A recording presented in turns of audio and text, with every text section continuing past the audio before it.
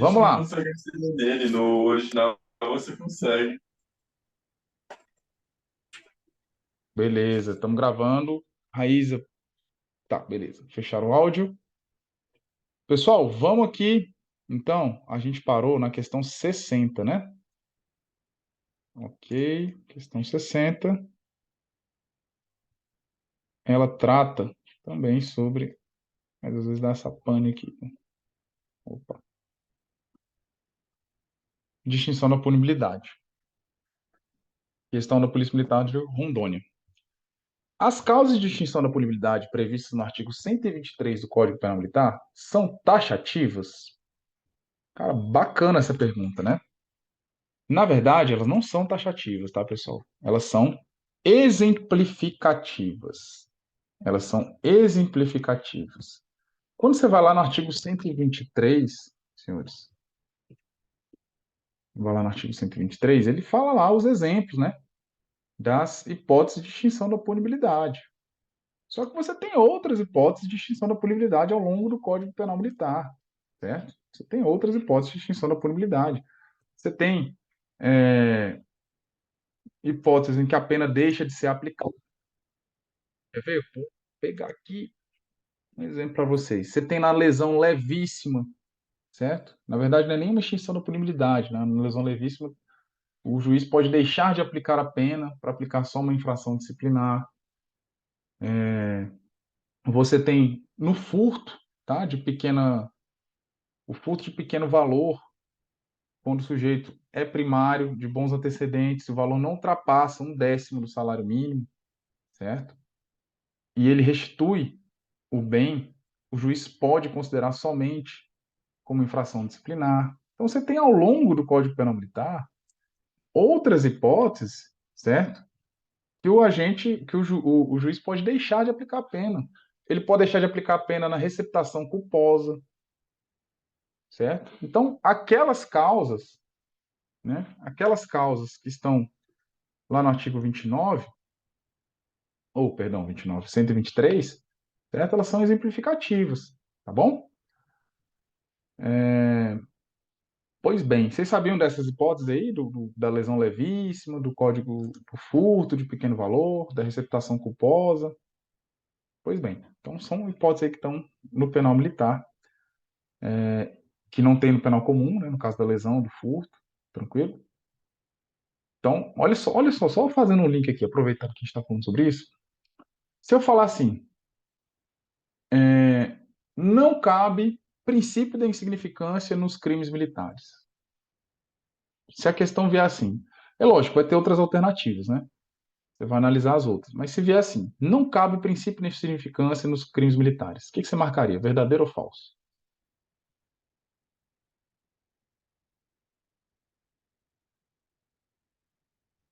Verdadeiro, falso, verdadeiro. O grande botaria falso. Alguém mais? Pode falar, pessoal. Não tem resposta correta, pessoal. Nunca caiu uma questão dessa. Nenhum concurso público cobrou uma questão sobre isso, tá? Verdadeiro. Vale. Então, olha só. Eu também marcaria verdadeiro, tá? Princípio da insignificância não é aplicado nos crimes militares. É a regra geral, pessoal. Né? Parte do pressuposto que os crimes militares, além de tutelar aqueles bens jurídicos, ainda que seja contra o patrimônio, ele tutela também a hierarquia e disciplina, a regularidade das forças militares. Então, assim, eu também iria por essa linha, sabe? Talvez um crime praticado por um civil, ainda que seja um civil contra a administração militar, é difícil, né? Ou um civil contra um militar da ativa, talvez, tá? Mas o mais correto mesmo, grande, eu acho, é a gente falar o seguinte: é possível você ter hipóteses de atipicidade material em crimes militares, que são as duas hipóteses que eu citei para vocês. No furto de pequeno valor, em que o juiz pode deixar de aplicar uma pena e considerar como uma transgressão da disciplina. Ora, o que ele está fazendo? Você tem a tipicidade formal, subtrair coisa alheia móvel. Mas mesmo assim, ele não considera a tipicidade material do crime e aplica só a infração disciplinar. A mesma coisa na lesão levíssima, certo? A lesão levíssima, o juiz pode deixar de aplicar a pena para aplicar só a transgressão da disciplina.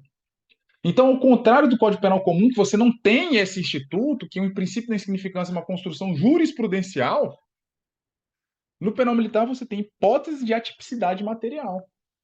E ali, tá, o juiz, para fundamentar essa atipicidade formal, afastar o crime do furto, ele não vai recorrer aos mesmos fundamentos do princípio da insignificância. Ele não precisa falar de mínima ofensividade da conduta, ausência de reprovabilidade social, reduzido grau, na verdade, reduzido grau de reprovabilidade social, inexpressividade da lesão jurídica.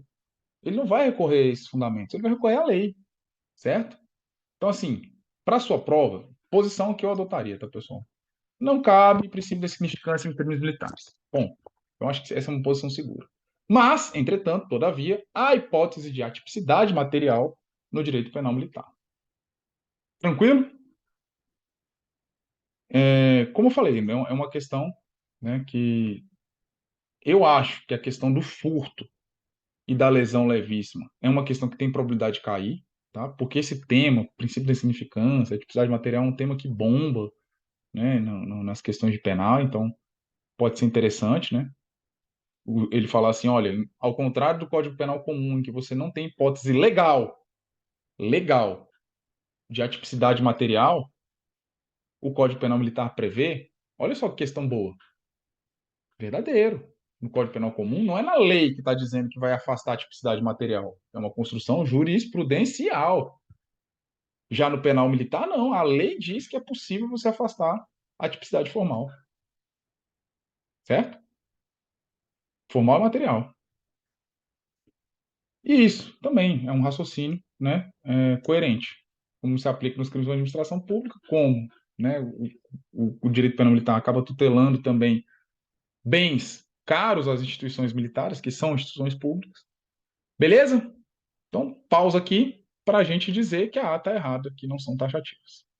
Letra B. Reabilitação, enquanto causa extintiva da punibilidade, alcança as penas principais? Não, pessoal, a gente falou já sobre a reabilitação. Reabilitação se aplica às penas o quê? Acessórias. Tranquilo? Ela é a causa extintiva de punibilidade das penas acessórias, não das penas principais. Beleza? A gente já explicou, tá? O pessoal, não sei se está todo mundo acompanhando desde o começo, mas a gente já explicou no vídeo aí sobre a reabilitação. Próximo, no crime de deserção, embora decorrido o prazo da prescrição, esta só extingue a punibilidade quando o desertor atinge 45 anos, verdadeiro, se praça, né? E se oficial, 60 anos, verdadeiro. E no insubmissão, senhores, é 30 anos de idade, tá? Artigo 131. Na prescrição, no caso de reforma ou suspensão do exercício do posto, se aperfeiçoa com 2 anos? Não.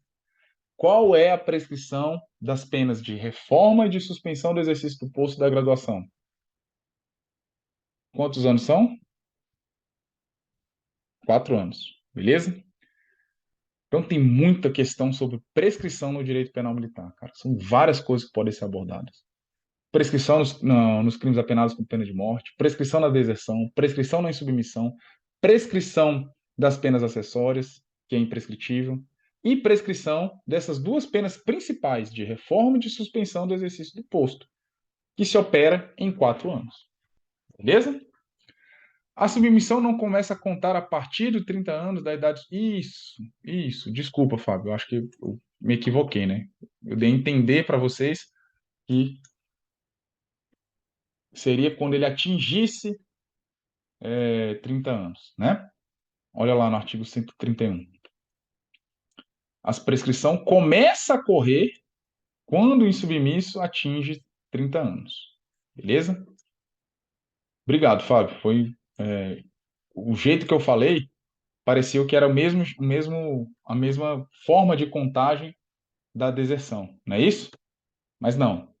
É muito bem observado aí pelo Fábio, não é isso, tá? É que começa a contar com 30 anos. Eu só falei só para ficar ligado que não importa se é oficial ou praça, é 30 anos de idade, tá bom? Na verdade, o oficial, né, hum, não cometeria esse crime, né? Porque mesmo o médico que vai prestar o serviço militar obrigatório, ele é aspirante, né? Ele entra como aspirante, não como oficial, né? Pois bem, Vocês sabiam disso? Que o médico tem que cumprir serviço militar obrigatório? Então, é isso aí, pessoal. Vamos lá, letra D, já falamos. Embora não haja previsão do perdão judicial, ele pode ser aplicado sem distinção nos crimes militares? Não, pessoal. Perdão judicial não tem previsão e a jurisprudência mais segura e mais segura para a sua prova é que não se aplica o perdão judicial nos crimes militares. Tranquilo? Nem no homicídio culposo, professor, nem no homicídio culposo, né, que causa um sofrimento tão grande que a pena se torne desnecessária. Tá bom? Questão 61. Vamos lá. Essa é de boa, né? Quanto à pena de morte, qual a regra geral da prescrição? 30 anos, né? Questãozinha fulezenta aí, só para você garantir aquele pontinho na prova, né? A prescrição é a perda da pretensão punitiva do Estado pelo decurso do tempo. Vamos analisar as alternativas e marcar a correta. No curso da ação penal, a prescrição é interrompida pela instauração do processo? Verdadeiro. Pela prática do outro crime da mesma natureza? Não. Não, esquece isso aí, cara. Só tem duas hipóteses aí previstas no Código de interrupção da prescrição, tá? Instauração do processo, que é o quê? Recebendo a denúncia, certo? E, certo? Pela sentença condenatória recorrível. Letra B. A prescrição da ação penal não corre enquanto não resolvida em outro processo questão que dependa o conhecimento da existência do crime. Cara, essa questão é muito boa, tá? Ela é muito boa, tá? Porque ela vai fazer com que a gente revise um tema lá de processo penal militar. Que ela faz a gente revisar um tema de lá do processo penal militar. Deixa eu colar o artigo aqui para vocês, tá? Essa questão está certa, tá? Está no parágrafo 4º do artigo 125, que trata da suspensão da prescrição. Vou colar aqui para vocês e vamos explicar isso aqui. Olha o que ele está falando. A prescrição da ação penal não corre, ou seja, hipótese de suspensão, tá ok? Quando não resolvida em outro processo, questão que se dependa o conhecimento da existência do crime. Senhores, vocês viram um tópico que está no seu edital chamado questões prejudiciais? Quem já estudou isso aí? Com sinceridade, pessoal. Questões prejudiciais no processo penal militar. Só para ter uma noção aqui. Falei, nunca estudei, nunca vi. Professor, acho que nem vou estudar isso aí, não vai cair na prova. Mas ele falou que ainda não. Grande, já viu? O pessoal do Shoaim, vai tem que. O processo penal vai vir, militar vai vir um pouquinho mais ferroado, velho. Já estudou, né? Beleza. Adriano também não. Fábio, estudou? Michel? Pois bem, pessoal. Bom, eu vou explicar, só vou ler no meu resumo, mas não estudei. Tá. Eu vou explicar rapidinho aqui, só para a gente entender o que, que esse artigo está falando, tá bom? E o gabarito é a letra B. Professor, tá a letra da lei. Beleza. Vamos entender o que, que ele está falando, né? Não basta memorizar, vamos entender. Só um parênteses sobre a OCP, mais uma vez, pessoal. O Instituto OCP gosta de cobrar, tá? Toda prova ele cobra alguma questão de um tópico inusitado. Questões prejudiciais, processos incidentes, talvez para o Shoaim faça sentido, tá? Porque como encarregado de inquérito você vai ter que observar em algumas circunstâncias isso, mas para o CFP realmente é um tema que não tem muita pertinência com a sua atividade. Pois bem, mas o OCP gosta de cobrar e botou no seu edital. O que é isso, pessoal? Ele está falando o seguinte: imagine a seguinte situação. Vamos pensar aqui num crime, um estelionato previdenciário, tá? Uma mulher vai lá, certo? E ela tem um companheiro que é militar da ativa e ele morre. E aí ela vai, se habilita como pensionista porque é a companheira dele, ok? Vai lá e começa a sacar o dinheiro da pensão militar dele. E aí vem uma outra mulher e alega que é a esposa dele, inclusive está lá na declaração de beneficiários, que é a esposa dele, e vai sacar o dinheiro e fala: não, peraí, já tem uma mulher sacando. Opa, o que que ela faz? Vai no Ministério Público, denuncia a situação, e o Ministério Público denuncia essa mulher pelo crime de estelionato previdenciário. Não, ela não é companheira coisa nenhuma. Quem é a titular aqui, quem tem o direito é a esposa. Só que aí, a mulher que é companheira fala, não, peraí, eu vou entrar com uma ação civil de reconhecimento de união estável, certo? Porque ele morava comigo, ele tinha família comigo, ele tinha filho comigo, certo? Imagine essa situação. O juiz, tá? A minha esposa ouviu aqui e falou, tem que meter a porrada nele. Calma, calma, calma. Olha só. O juiz, certo? Ele tem que suspender o processo. Ele tem que suspender o processo, porque isso é uma questão prejudicial, heterogênea. Se, oh, grande, isso não acontece. Rapaz, a PM, vou te contar. Mas vamos lá, vamos voltar aqui. O juiz tem que suspender o processo porque isso é uma questão prejudicial heterogênea, ou seja, de outro ramo do direito, e absoluta porque é séria e fundadas razões relacionadas ao estado civil das pessoas. Senhores, se reconhece a união estável da mulher, da companheira, não tem crime de estelionato previdenciário, ela tem direito, vão dividir a pensão. Agora, se não reconhece, se ela utilizou de um subterfúgio, de um ardil para sacar esse dinheiro, opa, aí ela é condenada. Então, enquanto tiver suspenso o processo em outro, precisa decidir em outro processo alguma coisa, a prescrição é suspensa, não corre o prazo prescricional. É isso que a questão está falando para você. Vocês entenderam a diferença de você ler um artigo? Ah, decorei aqui, não corre. Quando que não corre a prescrição? Enquanto não resolvido em outro processo. Beleza, velho, você vai decorar, você faz um mapa mental. Cara, mas não é isso, você precisa entender, velho. Você precisa entender o que que o instituto está falando, o que que o negócio está falando. Agora, certo? Depois que você revisar e tudo mais, você vai memorizar isso, você vai aprender isso. Ainda que você não se recorde do que está exatamente escrito na lei, você entende o instituto. Ora, como que eu vou correr? A prescrição vai ficar correndo, sendo que eu tenho que decidir uma causa lá em outro processo? Não faz sentido, realmente tem que suspender. SAF? Todo mundo entendeu? Se não entendeu, eu falei, professor, não entendi nada. Pelo amor de Deus, me explica de novo. Estou viajando. Isso tem uma forte relação lá no processo penal militar com a questão prejudicial, tá bom?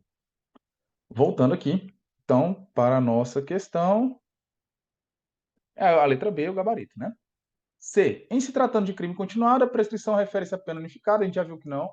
Tanto no crime continuado, tanto no concurso de crimes, considere-se a pena isolada para cada crime. A gente deu até aquele exemplo lá da calúnia, difamação e injúria, né? A prescrição da ação penal não ocorre enquanto não resolvida em outro processo, questão que depende do conhecimento da autoria do crime. Não, não é autoria, velho. Olha que questão safada, velho. Não é autoria, é a própria existência do crime, tá? A existência do crime. No exemplo que eu dei, eu falei, olha, se a mulher é companheira, nem existe o crime, ok? Letra E. A medida de segurança que substitui a pena privativa de liberdade é regulada pelo tempo fixado na sentença e tem seu prazo aumentado de 1/6 se o condenadoso é criminoso habitual ou por tendência. Senhores, criminoso habitual por tendência, ele não foi recepcionado, certo? Pela Constituição, tá? Mas, tá? O, o Código de processo, do Penal Militar, ele traz aqui uma hipótese de aumento, certo? Do prazo prescricional, da prescrição executória, tá? De 1/3 para o criminoso habitual por tendência. Isso aqui tem uma relação lá no processo, no penal comum, tá? Porque o reincidente, presta atenção, lá no penal comum, e aqui também, velho. O reincidente tem um aumento do prazo prescricional de 1/3. Mas é da prescrição executória, prescrição para executar a pena, não é da pretensão punitiva. Veja bem, a prescrição se avalia em dois momentos. Antes do Estado exercer o direito de ação, ok, exerceu o direito de ação, certo? Beleza. Até aqui a gente está falando de prescrição da pretensão punitiva. O Estado condenou ele.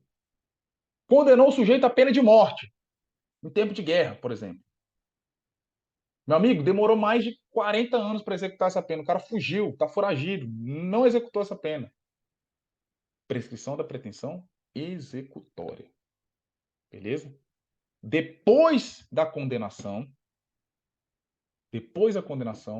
a gente fala da condenação irrecorrível, certo? Que a gente tem a fase da execução da pena. A gente fala de prescrição executória. E para essa prescrição executória, para essa, não a punitiva, não a que ocorre antes da sentença condenatória irrecorrível, aumenta-se de 1/3 no caso do reincidente. E aqui no penal militar, ele fala que aumenta de 1/3 para o habitual por tendência, tá? Então, assim, embora esse instituto criminoso habitual por tendência não sejam recepcionados pela Constituição, você tem, certo, a literalidade do Código Penal Militar falando sobre isso. Isso aqui é uma questão típica de Instituto OCP, velho. Trocou 1/6 por 1/3. Trocou 1/6 por 1/3. Questão de delegado, tinha uma questão dessa lá.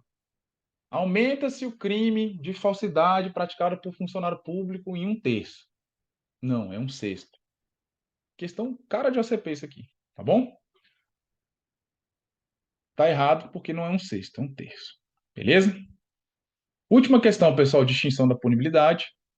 Ele quer saber quais são aqui as hipóteses de extinção da punibilidade que só tem no penal militar. Morte do agente e ressarcimento do dano no peculato, não nos crimes contra o patrimônio. Graça não tem no penal militar, perdão judicial também não. Retroatividade, presta atenção, senhor, não confunda isso aqui, pelo amor de Deus, tá? A retroatividade, por que essa questão foi anulada? Qual foi a questão que foi anulada, Raiz? Não, foi a prova, querido. 2017, essa prova de aspirante de Santa Catarina, a prova toda foi anulada, tá? Não foi a questão, não, beleza? A questão tá tranquila. A prova, aí eu não lembro, velho, se foi fraude, porra, eu não fiz essa prova, não.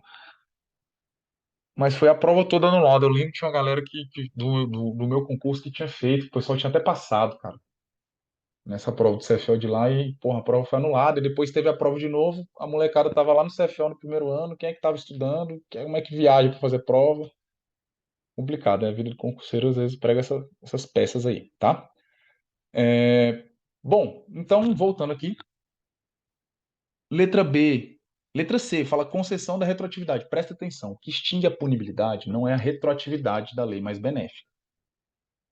É a lei posterior que deixa de considerar o fato como criminoso. Óbvio, essa lei vai retroagir, mas a retroatividade, certo, se aplica a uma lei mais benéfica. Aqui eu estou falando do instituto chamado abolitio criminis, ok?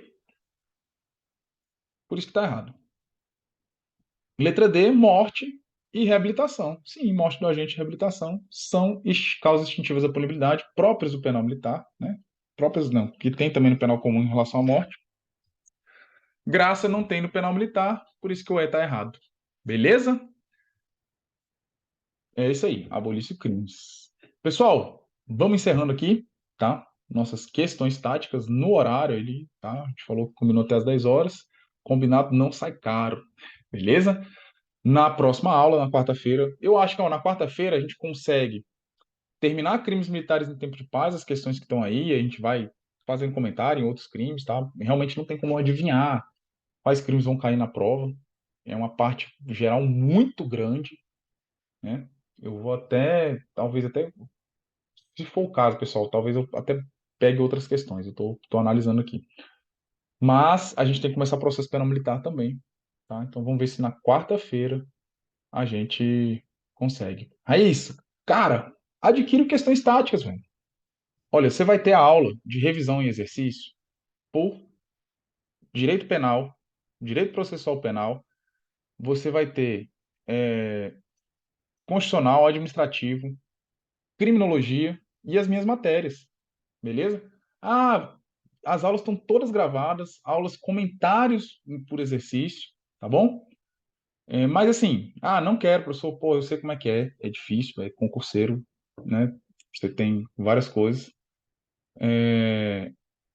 O MP eu tô só com legislação lá, mas, tá? O gabarito das questões, se você quiser só o gabarito, são questões de concursos públicos anteriores, você consegue na internet, né? Mas assim, não vai ter essa nossa revisão aí, tá bom?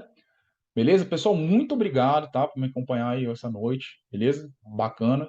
Não faria sentido nenhum eu ter essa aula ao vivo se não tivesse a participação de vocês, se não tivesse vocês aqui online, não ia ter graça nenhuma, né? Imagina eu gravando a aula aqui, corrigindo questão, né? Então é bom ter essa interação, ter essas perguntas, a gente trabalhar aqui e eu espero realmente ter sido útil aí na construção do seu conhecimento e a nossa prova está perto, né? E vai dar certo, com fé em Deus. Amém? Então, beleza. Um abraço, pessoal.